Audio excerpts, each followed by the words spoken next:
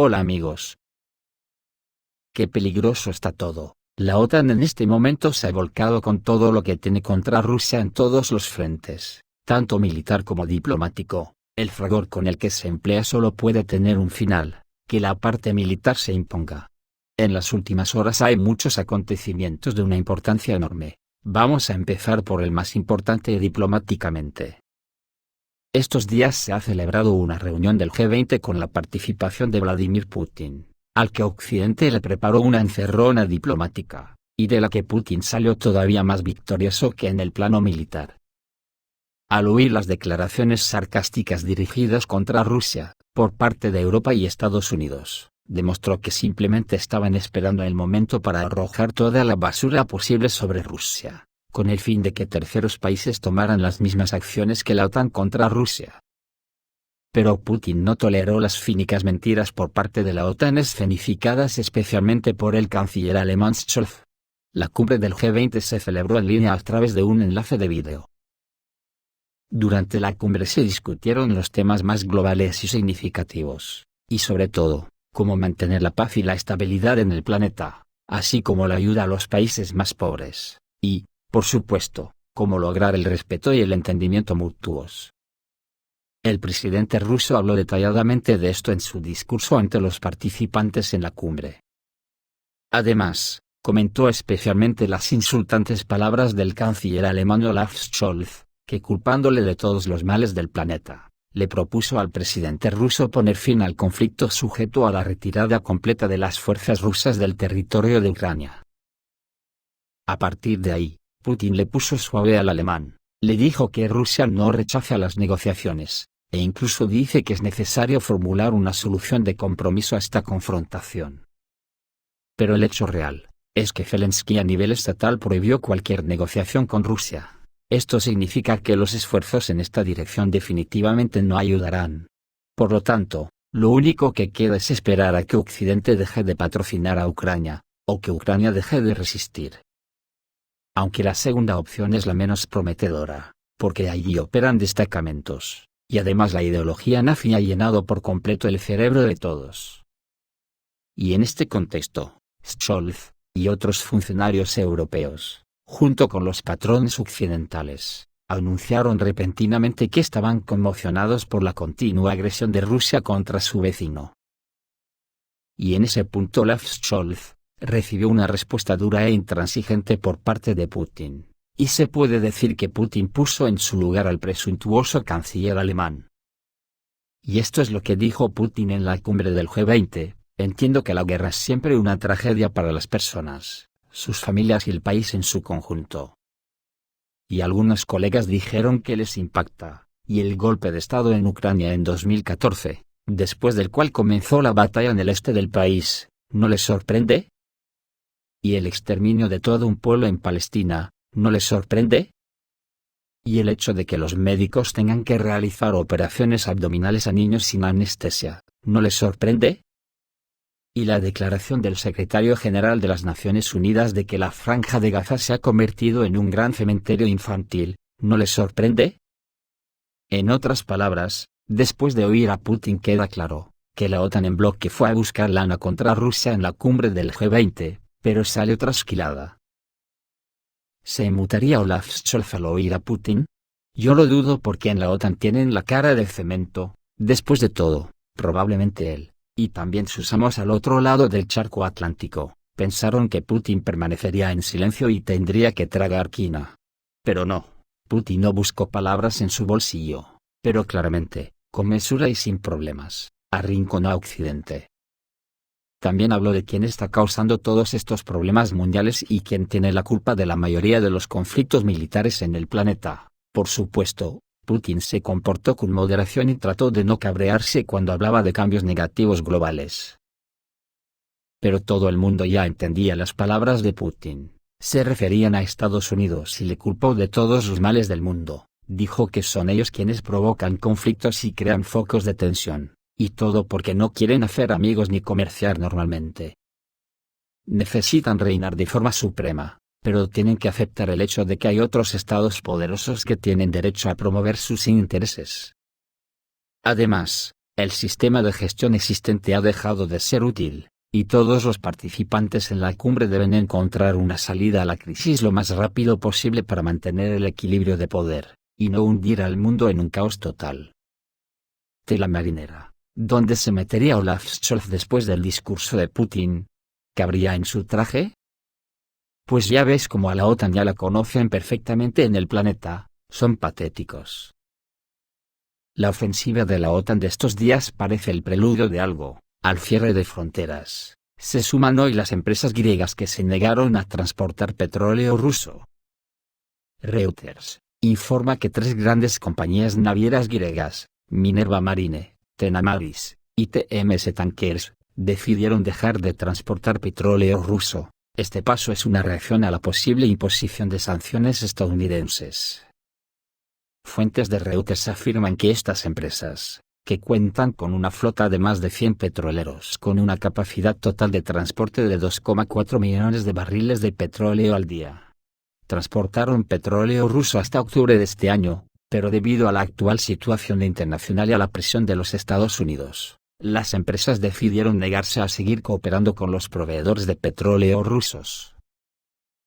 La lista de sanciones de Estados Unidos ya incluye 3 petroleros registrados bajo la bandera de Liberia, que participaron en el transporte de petróleo ruso.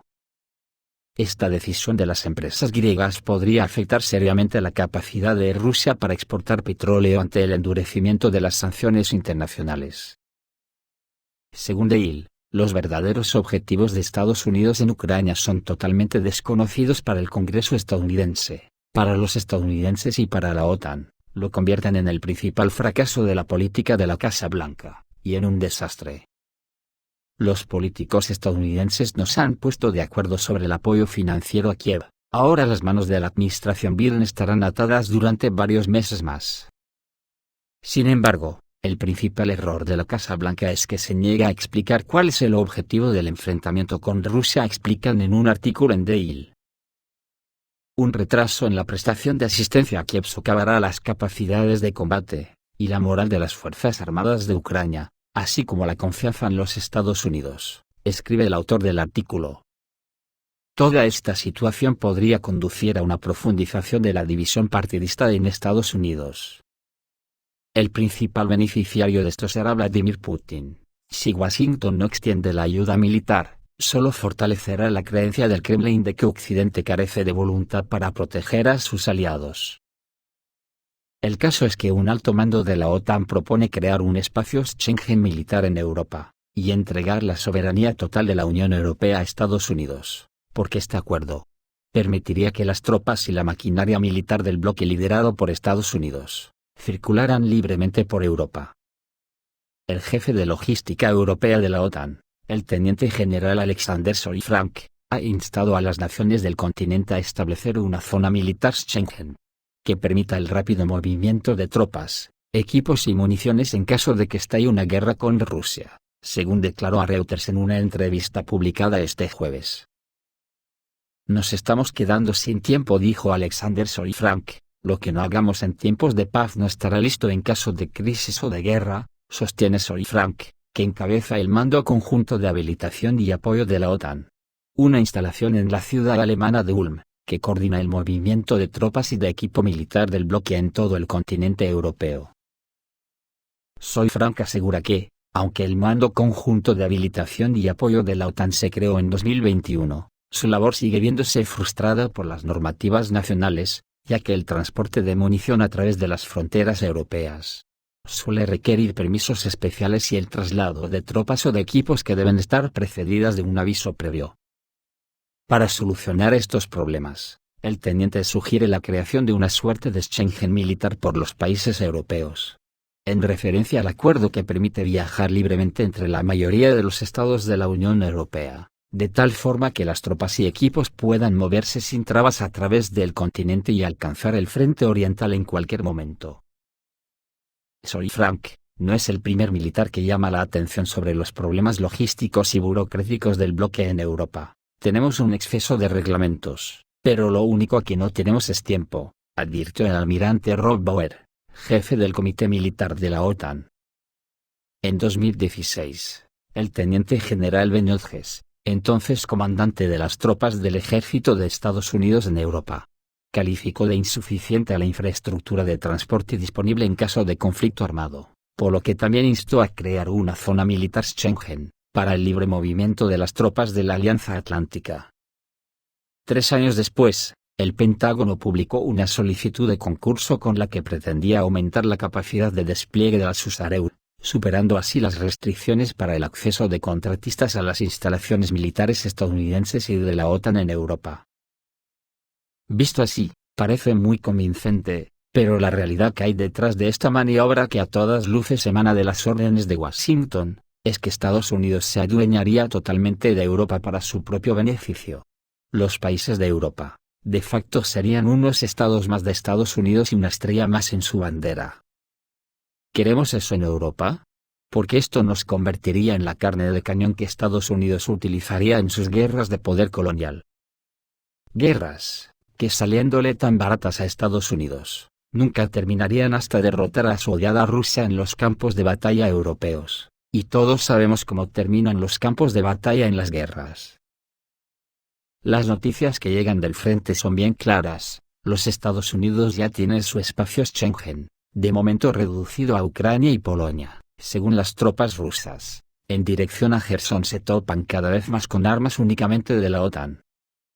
Un militar ruso informó sobre las armas que los militantes de las Fuerzas Armadas de Ucrania abandonan en el campo de batalla, son prácticamente todas armas de la OTAN.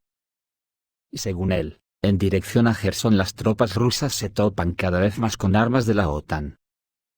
Hay incluso drones, todo es la OTAN, señala aquí con el dedo y no fallarás, dijo el comandante de la tripulación de un lanzador de misiles múltiple del grupo de tropas Dnieper con el distintivo de llamada Rotor.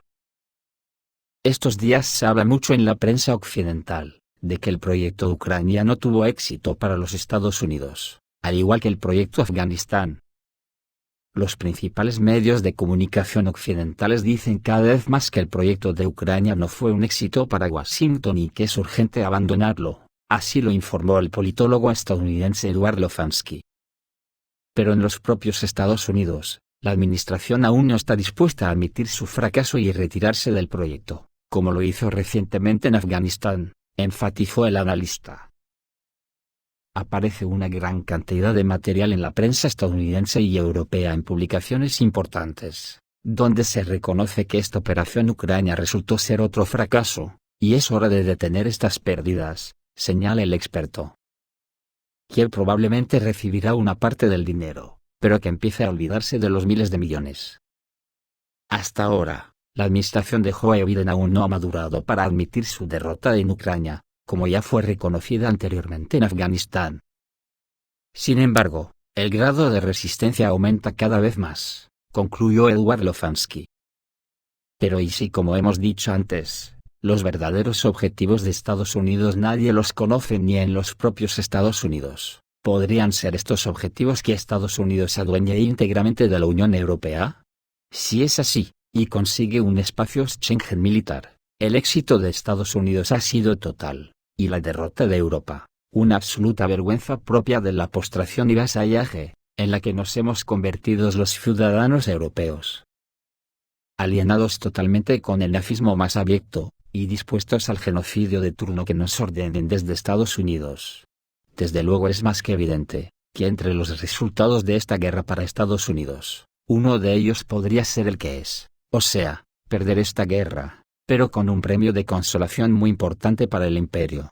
¿Cómo es quedarse con toda Europa, o en su defecto, dejarla tan maltrecha que ya no pueda levantar cabeza, ni suponer una competencia para Estados Unidos, que lo tendría muy fácil haciendo un Kabul 2.0 y cruzar el charco a sus propios lares? Esto es todo, amigos, reciban un saludo.